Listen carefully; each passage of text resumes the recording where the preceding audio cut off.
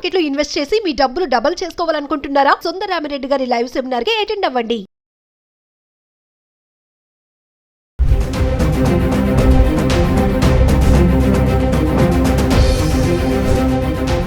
నమస్తే, welcome back to Suman TV. ప్రస్తుతం మనతో పాటు ఉన్నారు certified astro business coach Javeria గారు. నమస్తే మ్యామ్. నమస్తే నవీన గారు.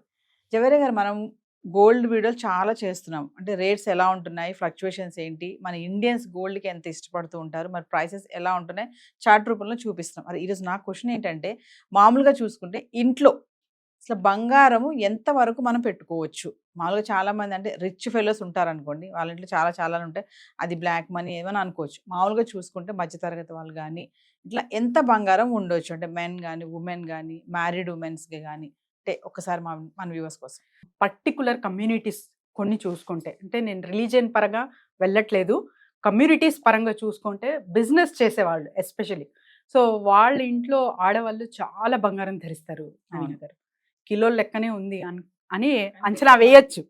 సో ఒక్కసారి పెండ్లిల్లో చూస్తే మహిళలకు చాలా, అంటే ఫస్ట్ నుంచి వస్తున్న ఏవైతే కొనుగోలు చేసుకున్నారో అవన్నీ ధరించి వస్తారన్నమాట. సో దాని పరంగానే అంచనా వేయచ్చు ఎన్ని కిలోలు బంగారం వాళ్ళ ఇంట్లో ఉంది అని చెప్పి. మరి మీరు ఇప్పుడు అడిగిన ప్రశ్నకి ప్రస్తుతం ఇప్పుడైతే ఇన్కమ్ ట్యాక్స్ కూడా పడుతూ ఉంది, అండ్ మించి ఉంటే, దీనికి మించి ఉంటే జప్తు చేయడం కూడా జరుగుతుంది. ఓహో. సో పర్టికులర్గా ఒక మ్యారీడ్ ఉమెన్కి అయితే 500 grams, unmarried women or girl ఉంటే 250 గ్రామ్స్, అండ్ తర్వాత మెన్ అయితే 100 గ్రామ్స్ వరకు ఇక్కడ ఉండొచ్చు. ఒక పరిమితికి మించి ఉంటే ట్యాక్స్ అనేది ఖచ్చితంగా పడుతుంది. ఇన్కమ్ ట్యాక్స్ అనేది ఖచ్చితంగా వాళ్ళు కట్టాల్సిన వస్తుంది అనమాట. ఇప్పుడు ఏంటంటే జవేరియా గారు, మీరు అన్నారు పరిమితికి మించి ఉంటే గనక జప్తు చేస్తారు అంటున్నారు.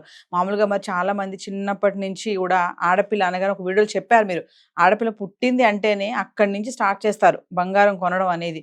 ప్రతి ఒకేషన్కి ఏదో ఒకటి కొంటూ ఉంటారు కదా, మరి వాటి సంగతి అలా చూసుకుంటే చాలా బంగారమే ఉంటుంది కదా, మరి అదంతా జప్తు చేస్తారా? సో సాంప్రదాయ పరంగా ఇక్కడ చూసుకుంటే నవీన గారు, సో బేబీ పుట్టిన వెంటనే ఫస్ట్ మదర్ తరపున కొంతవరకు గిఫ్ట్ అనేది జరుగుతుంది.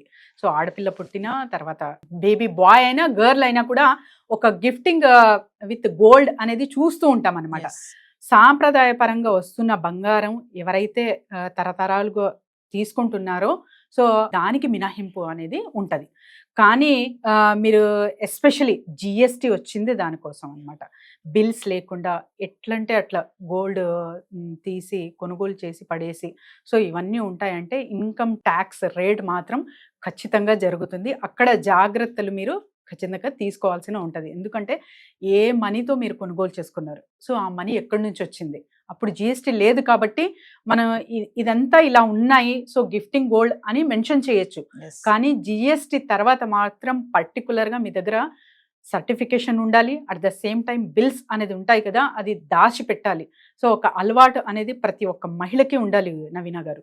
బిల్స్ దేనికైనా సరే మీరు కొన్న వస్తువుకి బిల్ తీసుకోవడం మర్చిపోకూడదు, ఎస్పెషలీ గోల్డ్ పరంగా.